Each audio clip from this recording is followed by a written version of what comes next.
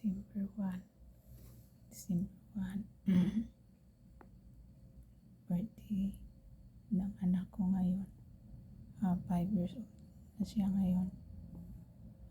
Before 2019, December 1, pinanganak ko siya. At ngayon, December 1, 2024, nandito ako sa hospital. Ayan. Pagkasalukuyan akong nagpagaling sa aking thyroid cancer. Natanggal na yung bukol at yung mga lymph node, natanggal na din.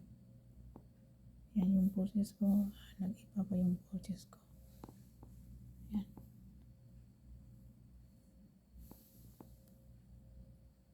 Naantok na naman ako.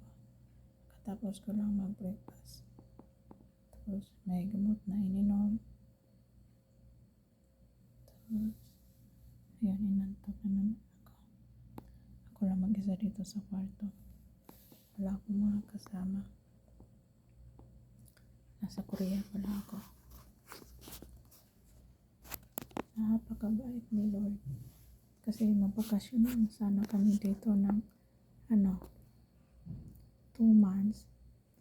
Tapos August sana uwi kami. Kasi birthday ni Mama. Hindi natuloy. Kasi may plano para si God. After how many months, nalaman ko na, napacheck up ako. May cancer pala ako. Hindi ko talaga inakala. Ang bait talaga ni Lord. Nakapunta pa ako dito sa Korea. Dati nangarap lang ako mapunta dito sa Korea. Yung hindi ko pa nakilala partner ko. Gusto ko lang factory worker before. Tapos yung nakilala partner ko, hindi na yun nangyari.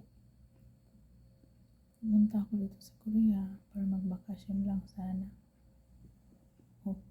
Ngayon, nandito na ako. Pagaling pa na.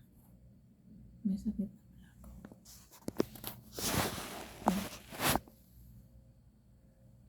Yung masakit ko yung batok ko, yun ang masakit. Yung ilong ko sobrang lapad. Yung kamay ko, medyo hindi na siya masyadong malaki. Ayan.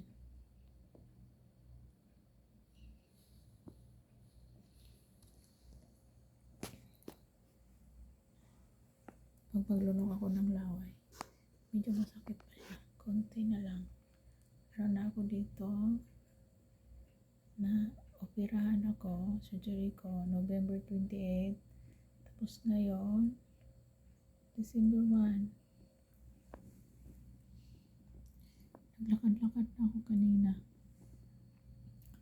Naglakad ako kanina sa labas. Tapos, bumalik din dito. Pagbalik ko dito, kinabitan ulit ako ng dextrose. Ayan, at yung mga gamot. Hindi ko tinanong na kung anong kinabit nila. Okay. Hirap magtanong. May tiwala naman ako sa kanila. Lahat pinasa Diyos ko na lang. Alam ng Diyos.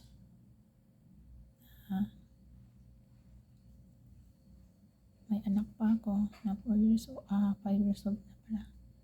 Nangailangan sa akin. Ayan, nagtiwala lang ako sa Panginoon. Lahat namang may sakit, ay kanyang pagalingin. Ayan ako, nagpapagaling na ngayon. Sobrang bait talaga ni Lord. Napala ako sa isang hospital. Ayan. Isang hospital.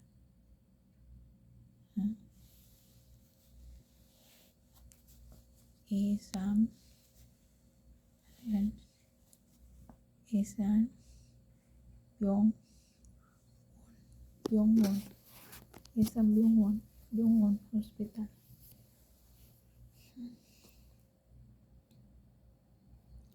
yung partner ko, sabi niya, punta daw sila ngayon dito ni Liam. Kasi birthday ng anak ko ngayon. Magbili daw siya ng cake. Dito na lang kami magkain ng cake. So, birthday ng anak ko. Hinihingal pa ko konti. Kagabi, hindi ko alam kung normal ba yon na madaling araw. As in, na parang yung ngipin ko, nalasahan ko yung mga gamot na hindi ko maintindihan. As in, yung ngayon, madaling araw, nag-toothbrush ako. Kasi hindi talaga ako makatulog ng maayos. Kasi nalalasahan ko yung parang mga gamot. Iwan ko ano ba yun. Tapos yung tiyan ko parang umiinit. Iwan ko anong nangyari yun. Tapos meron akong naamoy na parang iron. Meron akong naamoy na iron.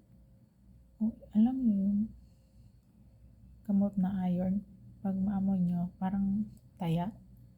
Ganon yung naamoy ko. Tapos ang ngipin ko din, parang ganon. Yung naamoy, nalalasahan ko, parang taya. Siguro sa mga gamot yun na tinake ko at yung nilagay sa dextrose. Iwan ko kung normal ba yun. Basta nag-toothbrush ako. Pagkatapos ko nag-toothbrush, nakatulog ako. Nilinisan ko talaga yung ilong ko kasi akala ko madaling araw. Baka sa ilong ko yun. Nilinisan ko na yung ilong ko. Meron pa rin ako naamoy na parang taya.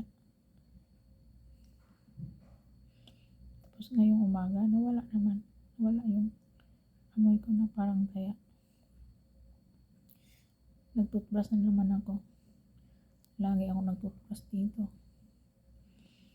Nakakahiya naman sa mga sa mga nurse. Pag hindi ka mag-toothbrush, mga nurse dito, magaganda sila. Sobrang ganda ng mga nurse dito at mga maalaga sila. Sobrang maalaga.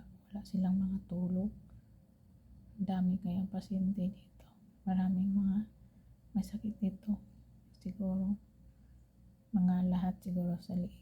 Kasi nakikita ko dito, nag-iikot same sa akin. May ganito. Mga cancer din yan siguro at saka yung mga thyroid problem. Yung dito ko. And hindi na masyadong masakit yung nilagyan ng hose. Yung nagsipsip ng dugo. Walang galing dito.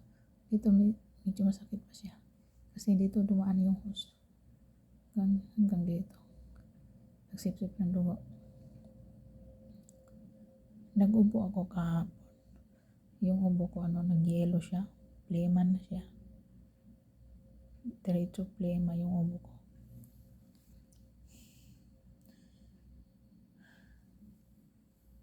Hinahangak ako. Hinihingal. 8:48 pa. Matulog muna ako guys. Kasi inaantok talaga ako. Pagkatapos kong kumain, nag-take ako ng gamot. Inaantok ako nang lalabo yung paningin ko. Iwan ko kung normal ba yun. Nang lalabo yung paningin ko. Parang gusto ko ulit matulog na. Pagigising ko lang. Kaya matulog muna ako. Siguro sa mga gamot, sa dextrose ba yun, na lagi ako inaantok. Ayan, matulog tayo. Para madali tayong kumaling. Ayan, nalungkot talaga ako kasi birthday ng anak ko ngayon. 5 years old na siya. Dito ako sa hospital. Kahapon sabi niya, nagpunta siya dito kahapon. Naghalik talaga siya sa akin. Yung halik niya matagal dito. Tinanggal niya sa mukha ko. Ramdam ko yung knees niya na Ilang araw hindi kami nagkita. Natulog na hindi ko siya katabi. Sabi niya, Uma, why you here? Nito, Mia, Uma, go home. Sabi ko, after you many eating, Uma, go home. Sabi niya, marami na akong kinakain. Go home na. I want go home together. Sabi ko, oh, after, Uma, almost go home. Sabi ko sa kanya, mga ilang oras din siya dito. Siguro mga 4 na oras. Dito siya sa tabi ko. Sabi ng nurse, hindi daw maganda sa akin. Kasi andito siya sa tabi ko. Sabi ng husband ko, mamaya, uwi na kami. Tapos pag uwi niya, sabi niya, Uma, together, go home. Sabi ko, dito muna si Uma. Pagaling, after, mag-uwi na si Uma. Bukas balik ka. Ngayon, balik siya. Kasi birthday niya. Tapos bukas, magpunta na naman, magpasok naman siya sa Orinigate. Tapos sa atin pa, kindergarten. Doon muna siya. Tapos, yung partner ko, andito siya magbantay sa akin. Tapos, meron kaming binabayaran na magkuha kay Liam sa Orinigate. Mga 4 p.m. Punin siya doon. Ihatid sa bahay. 4 p.m. kasi available yung nagbantay sa kanya. Tapos 10 p.m. mag-uwi yung partner ko. Minsan maaga naman siya nag-uwi. Minsan 6 p.m. nag-uwi na siya. Para makita niya si Liam doon. Pag nandun na si Estero sa bahay, pag natapos na kumain si Liam, pwede na makauwi yung nag-alaga sa kanya. Basta tapos na siyang kumain.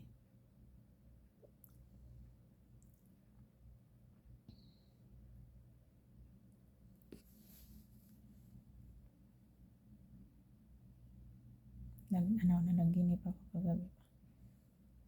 Sabi ko, pag ko pa, nakagising ako, ganun, parang nagdilat yung mata ko, nanaginip ako. Iwan ko nagdilat ba yung mata ko, panaginip ko lang yun. Ganun ako, nakita ko to yung thing. Yan, yung board. Sabi ko, wala, bakit ako nandito?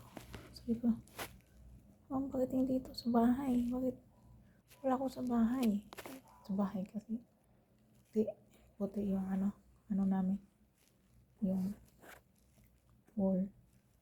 So, gusto ko na mag-uwi. Tapos, ganun ko.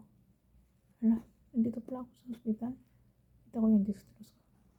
Nandito pala ako sa hospital. Tapos tulog ako ulit. Nakatulog ako. Tapos, sabi ko, God is good.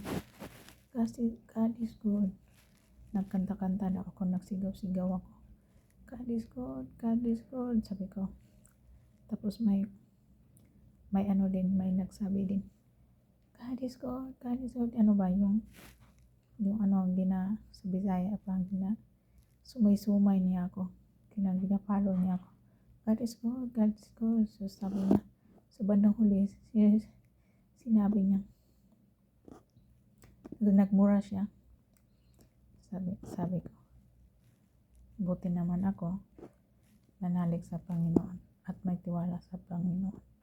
Sabi ko yung iwan ko, hindi kasi kilala yung nagkanta-kanta, hindi ko siya kilala, nagpalo-palo sa akin. Meron na naman akong naamoy. Parang taya. Sabi ko, buti naman ako, may Panginoon ako. May pananalig ako sa Panginoon. Tapos sabi ko, hinayaan ko yung nagmura siya. Siguro yun, yung Satan. Nagkanon kasi, God is good, God is good. Nagkanta-kanta ko sa panaginip ko. Tapos sabi niya, God is good, God is good, ganon din siya. Tapos sa bandang huli na oras siya, sabi ko sa sarili ko, abuti naman ako may Panginoon, may pananalig sa Panginoon. Sabi ko sa sarili ko. Meron na naman akong naamoy na parang taya.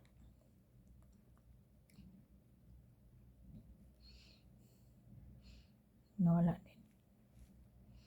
Malinis dito ang kwarto ko. Ako lang ang isa dito.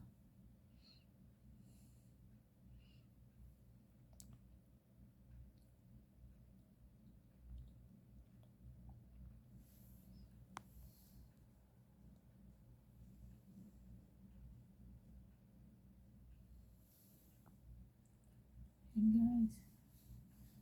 Bye-bye guys. Thank you for watching. Pagaling mo.